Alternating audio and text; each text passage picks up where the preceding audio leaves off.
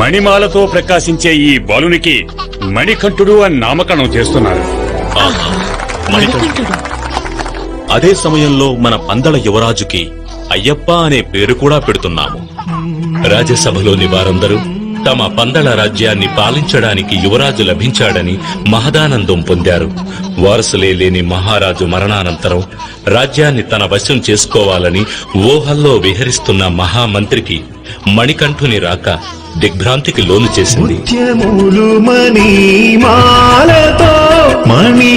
మణికంఠవైతివే ఆవేదము నీవనుచు వల్లించు లోకమునే తన పసి నగవుల ముందరా వేణువే ఓడదా పున్నమి మోముగాంచి పరవశించి పాడమా